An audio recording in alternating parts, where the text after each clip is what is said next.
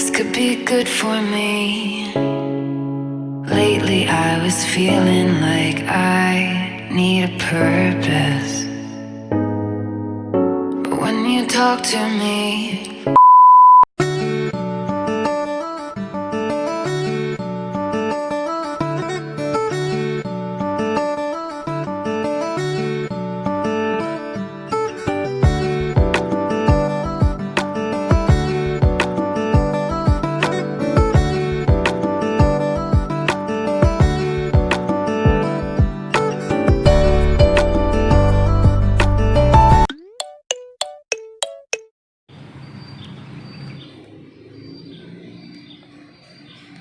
Assalamualaikum teman-teman, selamat bertemu kembali di Muslimah Pejuang Dapur.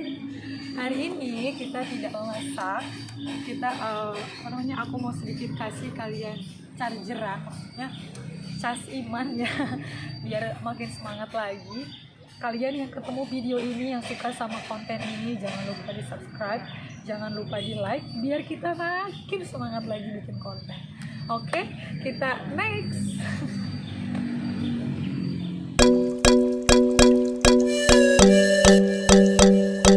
Jadi teman-teman, hari ini aku hanya mau sharing ke kalian tentang pengalaman-pengalaman apa ya, kalau menurut aku sih nggak pahit ya kala itu, karena menurut aku semua pengalaman yang terjadi di masa lampau itu adalah guru terbaik untuk kita gitu. Jadi jangan bilang masa lalu kita itu adalah masa lalu yang pahit, walaupun benar-benar pahit rasanya gitu. Saya paham betul semua kita punya masa lalu masing-masing, kita punya ujian masing-masing. Dulu misalnya ketika kita tidak dekat sama Allah, kita masih jauh, kita masih senang berbuat maksiat, kita tidak menutup aurat. Seringkali kita merasa bahwa hidup di dunia ini tuh kayak selamanya gitu loh, padahal ini tuh sebentar saja teman-teman, sebentar saja. Jadi emang sih ketika misalnya dulu saya masih kufur gitu ya, bener-bener kufur dari atas sampai bawah gitu ya, beda agama gitu, agama saya bukan agama Islam dulu gitu kan, terus udah pasti saya tidak menutup aurat dulu, terus saya juga hidup bebas tanpa batas gitu. Semua kita punya masa lalu yang kelam, tapi kalau saya sendiri, saya menganggap masa lalu itu adalah pengalaman untuk hidup saya sendiri gitu. Jadi jangan takut untuk berubah menjadi lebih baik, walaupun ujiannya itu pasti banyak, nggak hanya dari teman-teman, nggak hanya dari keluarga, nggak hanya dari lingkungan sekitar kita, pastinya akan lebih banyak lagi yang akan menghujat kita, karena yang namanya kita mau masuk surga itu akan susah banget. Menuju surga itu ya susah banget gitu, nggak segampang membalikkan tangan gitu. Jadi masa lalunya kita kembali ke masa lalu saya. Jadi waktu itu saya udah pernah menyampaikan teman-teman bahwa saya memulai hidup dari nol itu di Bogor. Saya juga memulai agama baru itu di Bogor. Saya kenapa semangat banget mau nyampein ini buat kalian, karena aku pikir dengan kita melihat pengalaman orang lain di sana, kita akan banyak juga belajar. Kita akan berkaca, oh iya ya, dulu aku orang susah, oh iya ya, dulu aku tuh orang yang nggak mampu, dulu aku pecundang, dulu aku pengkhianat, dulu aku paling bandal gitu sama aturan Allah gitu ya, enggak sebandel-bandelnya, senakal-nakalnya manusia, sepengkhianatnya dia, sepinter apanya dia maksiat, aku rasa pasti di dalam lubuk hatinya yang paling kecil dia menyesali itu, dia merasa bersalah. Ya gak sih? Coba kalian yang nonton video ini, aku tanya, pernah gak kalian di satu masa hidup kalian tuh benar-benar hancur? Hancur dalam arti tuh gak deket sama sekali sama Allah. Allah itu jauh gitu, seolah-olah akulah segalanya dan aku punya semuanya, aku bahagia, aku bebas tanpa batas, aku tidak harus menjalani aturan Allah gitu, tidak harus menjalani aturan Tuhan. Pernah nggak melakukan seperti itu? Pasti kita semua pernah yang namanya tidak di jalan Allah gitu, tidak di jalan Tuhan gitu.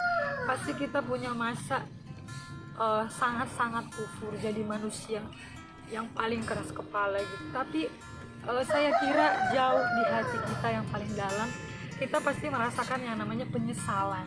Kita pasti merasakan yang namanya apa ya teman-teman, mau sampai kapan kayak gini ya, nggak pernah nggak sih merasa bahwa kesenangan dunia yang saat itu kamu lakukan, yang kamu rasakan tuh kayak hilang begitu aja gitu, tanpa berbekas di perasaan, terus bahkan meninggalkan luka gitu. Karena kan apa yang kita lakukan di dunia ini semua punya pertanggungjawabannya teman-teman. Hari ini kita mau ngapain, hari ini kita mau ngapain, hari ini kita punya janji, hari ini kita harus menunaikan kewajiban, misalnya membantu saudara-saudara kita, ya itu ada pertanggungjawabannya. Semuanya nanti di akhir kehidupan itu tidak akan terlewatin gitu. Jadi lakukanlah yang terbaik sekarang. Kalau misalnya hari ini kamu bisanya berbuat apa untuk menyenangkan hati orang lain, berbuatlah walaupun itu sedikit. Oke, kita next kembali lagi ke masa ketika saya nyampai di Bogor teman-teman. Waktu itu aku pernah bilang ke kalian bahwa salah satu yang membuat saya semangat untuk pindah agama Islam, dan saya mau mengkaji agama Islam itu karena saya masuk Islam bukan karena suami, bukan karena tahta, bukan karena jabatan, bukan karena teman saya, bukan karena orang-orang yang dekat sama saya gitu, tapi karena diri saya sendiri gitu. Karena ada satu masa yang membuat perasaan saya gundah, satu masa yang membuat perasaan saya lelah, dan ketika aku waktu itu terperdaya dengan sinar-binarnya kehidupan dunia, di titik dimana aku mulai capek, akhirnya aku semacam berbicara gitu. Aku ingin mencari kedamaian hati gitu, aku ingin mencari ketentraman jiwa, aku ingin mencari kebahagiaan diri gitu, yang di waktu itu tuh aku nggak punya gitu teman-teman. Jadi aku bukan terlahir dari keluarga yang keluarga yang serba ada. Jadi ada satu kisah teman-teman, kisah saya sendiri ya. Jadi ketika itu masa kecil saya itu lebih banyak tuh tinggal bersama opung. Jadi hidup saya di masa kecil itu tinggalnya tuh di hutan. Kalian tahu hutan Perawan yang itu belum pernah dijamak orang? Bukan belum pernah, tapi jarang. Hanya orang yang di lingkungan sekitarnya gitu. Jadi nggak banyak.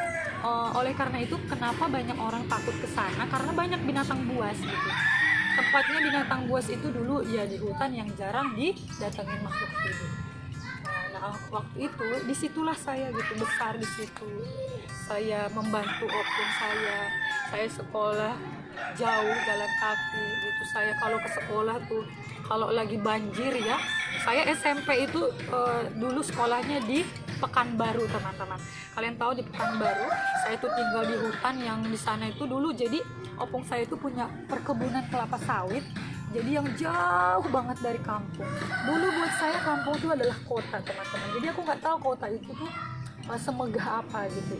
Aku nggak tahu kalau kota itu lebih bagus dari kampung gitu. Saking aku di hutan, saking bukan lagi aku kampungan namanya, jadi kehutanan kali ya. Udah lama tinggal di hutan gitu. Dari sana lambat laun tumbuhlah aku gitu kan, sebagai seorang remaja gitu. Punya pemikiran yang selalu penasaran. Dari sanalah berawal bahwa aku lelah dengan kehidupan yang dulu gitu teman-teman. Yang aku rasa aku nggak ada yang menuntun gitu. Maksudnya aku kayak nggak merasa di apa ya? Nih contoh ya. Aku misalnya nih hari ini aku pergi jauh, nggak ada temen aku satupun, nggak ada guru ngajiku di sana, nggak ada keluargaku di sana, nggak ada suamiku di sana, dan aku akan merasa bebas. Tapi beda rasanya kalau kita punya keimanan teman-teman. Ketika misalnya kita sendiri gitu, jauh dari orang-orang yang kita sayangi, kita akan merasa kita itu diawasi gitu loh sama Allah gitu. Jadi nggak berani namanya, oh aku itu sekarang lagi di sini bebas, nggak usah pakai kerudung, suami nggak ada, saudara nggak ada, guru ngaji nggak ada, oke, bebas kita buka kerudung nggak pakai kaos kaki, boro-boro pakai gamis misalnya. Nah itu berarti kan ada benih-benih apa ya, hati kita itu belum nyampe gitu sama Allah. Beda rasanya ketika kita sudah menyerahkan 100% kehidupan kita ini sama Allah. Dan seperti yang dulu aku bilang kan, ya Allah aku serahkan semuanya 100%, susah senang, tangis tawa, ya apa namanya, semua akan aku bawa kelak di akhir kehidupan gitu. Jadi aku tuh semacam apa ya teman-teman, nggak mau larut bersedih-sedih di dalam ujian yang terberat gitu. Jadi kan kita kembali lagi teman-teman, jadi seperti yang saya bilang, jangan merasa nyaman di zona yang enggak menyelamatkan kamu di dunia gitu. Jangan merasa bahagia dulu, jangan merasa senang dulu ketika kamu tidak berada di jalan yang Allah sukai gitu loh teman-teman. Jadi aku ngomong kayak gini karena aku udah pernah merasakan hal tersebut. Jadi asam, manis, pahit, getir, aduh segala macam udah dirasain gitu. Jadi ya ada kalanya, ada waktunya dimana kita bilang ke Allah, ya Allah, oke aku nyerah, ya Allah, oke aku akan berubah, ya Allah, oke aku akan taat padamu gitu. Jadi gitu teman-teman, nggak akan kita bawa semua apa yang kita miliki sekarang. Kita mengakhiri kehidupan kita tidak bawa rumah, tidak bawa suami, tidak bawa anak, tidak bawa mobil, tidak bawa tanah yang kamu beli, tidak bawa pekerjaanmu yang bagus sekarang, nggak akan dibawa. Kita hanya bawa diri sendiri. Jadi itulah yang buat memotivasi diri sendiri gitu. Jadi jangan pernah gagal, jangan pernah lalai kalau di saat kamu udah merasakan yang namanya hidayah teman-teman. Terus kita next lagi. Jadi dulu tuh teman-teman, aku tuh sangat-sangat bersyukur ketika aku pertama kali nyampe di Bogor ini. Aku udah cerita ke kalian bahwa aku tuh gak punya siapa-siapa ya. Jadi aku emang memulai hidup aku tuh dari nol gitu. Jadi bukan hal yang mudah sebagai seorang perempuan merantau gitu. Tapi lagi-lagi Allah itu saya rasa maha baik dan maha penyayang. Bukan saya rasa gitu, tapi 100% gitu. Allah itu ada selalu di dekat kita gitu kan. Buktinya ketika saya benar-benar merasa nggak punya siapa-siapa, saya tinggal juga luntang-lantung gitu. Jadi ada satu saat teman-teman, jadi dulu itu hari ketiga saya tinggal di Bogor, saya itu udah saya ceritain bahwa saya tuh hidup di depan rumah orang karena saya belum punya rumah, maksudnya belum punya kosan. Saya juga nggak mampu bayar kosan gitu karena saya nggak punya uang gitu. Akhirnya mau gimana pun daripada saya minta-minta, akhirnya saya ya tinggal di depan rumah orang supaya nggak kehujanan, dengan syarat saya tidak mengganggu orang lain gitu. Tapi Allah itu maha baik dan maha penyayang. Ketika itu ditunjukkannya gitu kan, Allah itu kan udah, kamu diem nih di rumah sini gitu kan, depan rumah ini. Habis itu didatangkanlah orang baik gitu kan. Semua itu kan ikut campur tangannya Allah gitu. Setelah itu saya disapa satu ibu-ibu gitu ya sama bapak-bapak penghuni rumah itu gitu, nanya, kamu siapa Neng, dari mana gitu kan, rumahnya di mana gitu. Terus saya ceritain bahwa saya nggak punya rumah gitu, saya baru pertama kali tinggal di situ gitu. Ketika itu saya juga menceritakanlah gitu kan sedikit perjalanan saya kenapa nyampe di Bogor gitu. Dan akhirnya mereka itu bilang, tadinya mereka tuh takut gitu, dikiranya tuh aku siapa, apakah orang gila baru, karena kalau orang gila nggak mungkin semulus itu gitu kan, kalau orang gila nggak mungkin serapi itu gitu kan. Akhirnya mereka memanggil saya ke rumahnya. Dari situ saya sangat ingat banget kebaikannya beliau gitu ya, suami istri. Dan kedua mereka itu adalah Pak RT dan Bu RT teman-teman. Coba bayangkan kalau itu bukan campur tangan dari Allah gitu kan, siapa lagi yang bisa berbuat baik seperti itu. Akhirnya aku dipertemukan lah sama beliau ini ya. Alhamdulillah beliau masih ada juga sampai sekarang di Bogor ini gitu. Dan mereka bilang, Neng, kalau kamu emang gak punya keluarga di sini, oke lah tinggallah di rumah ini katanya. Bapak dan ibu punya anak 2 perempuan yang seusia dengan saya. Terus bapak juga punya anak 2 laki-laki yang masih enggak, yang perempuan tuh di atas saya udah kuliah semester berapa gitu, yang laki-laki tuh baru akan kuliah gitu, sama kayak saya. Dan saya tuh sampai nggak percaya gitu, beneran Bu gitu, saya boleh tinggal di sini. Dan tahu nggak sih teman-teman, ibu itu gitu sama bapak itu, mereka beliau ini punya kos-kosan, jadi punya kamar-kamar tuh yang banyak banget gitu di dekat rumahnya juga besar. Jadi saya ceritakan ya, saya itu kayak terpana gitu, beneran ya aku tinggal di sini. Tapi kan sebagai seorang pendatang baru dan udah dipercaya boleh tinggal di situ, saya kan nggak mau diam, maksudnya nggak mau harus sadar diri bahwa kita tuh numpang di sana. Jadi aku nggak malu teman-teman, aku nyuci piring, aku ngepel, aku nyuci baju, aku nyetrika pagi-pagi sebelum berangkat kuliah, aku masak dulu, sore pulang kuliah aku masak, percis seperti pekerjaan pembantu rumah tangga. Tapi aku nggak malu gitu, mereka udah menganggap aku dan udah mau menerima aku di rumah itu dan menginap secara gratis.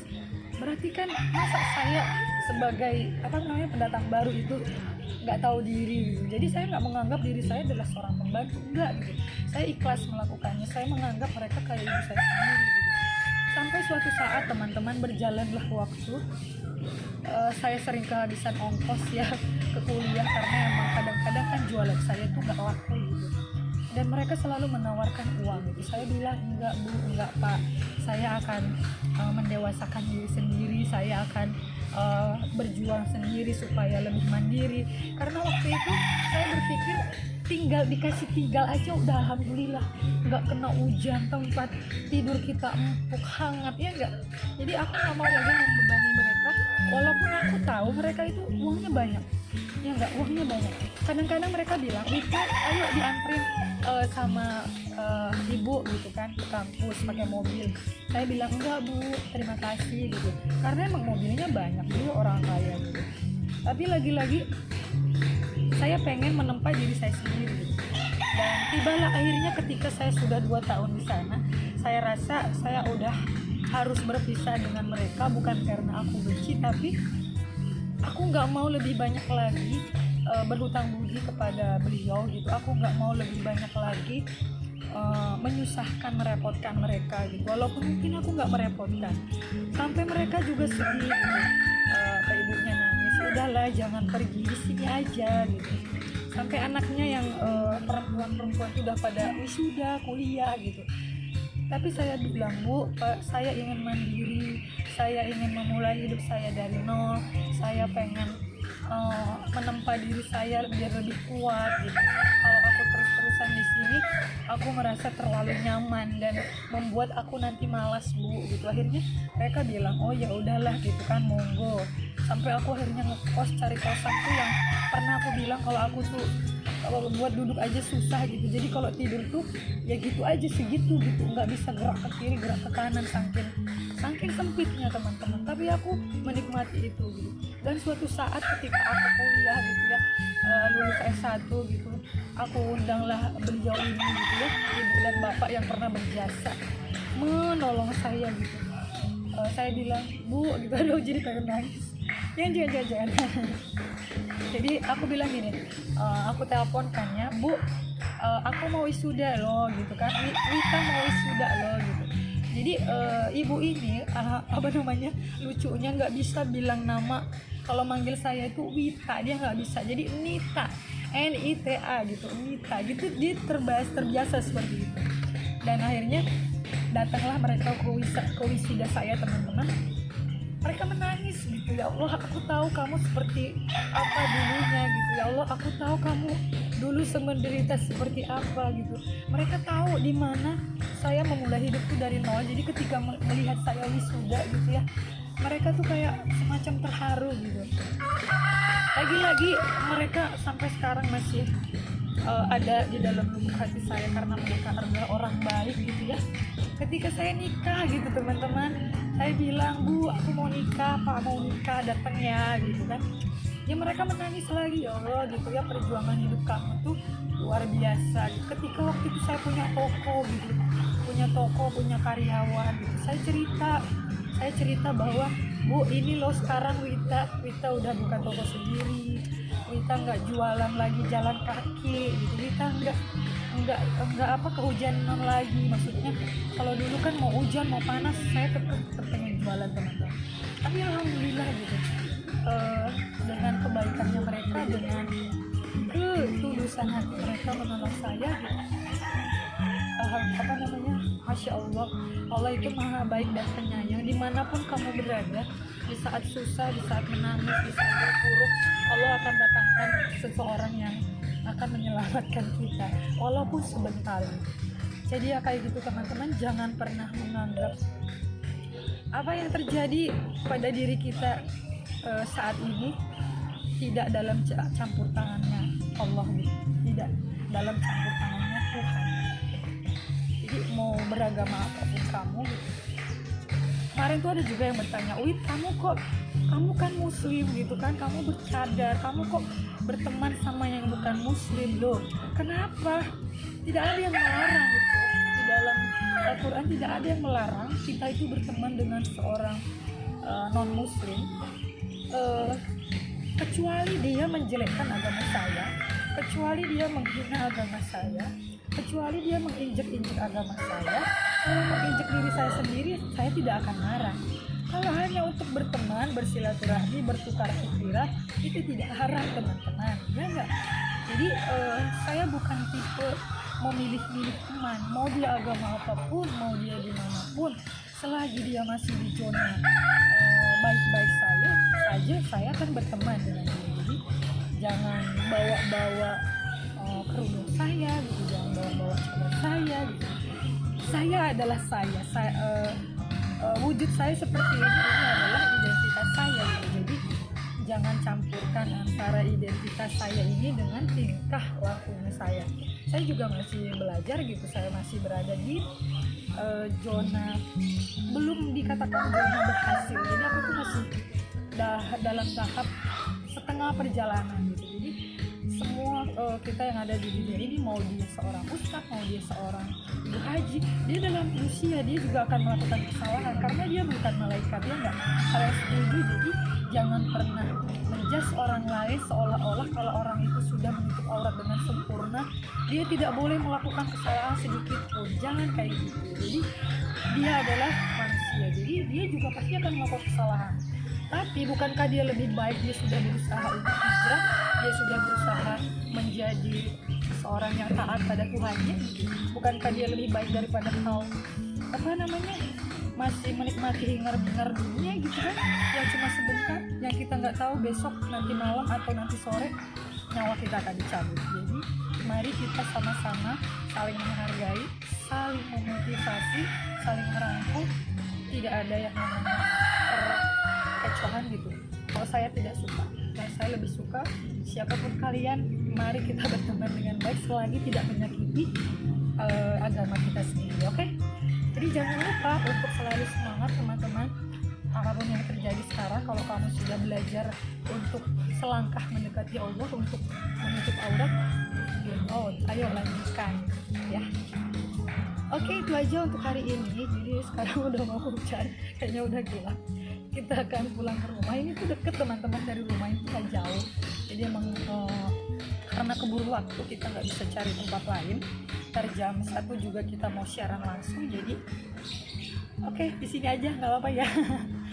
Assalamualaikum kalian yang ketemu konten ini, kalian yang ketemu video ini, jangan lupa di subscribe, jangan lupa di like, supaya kita lebih termotivasi lagi untuk cari konten-konten lain.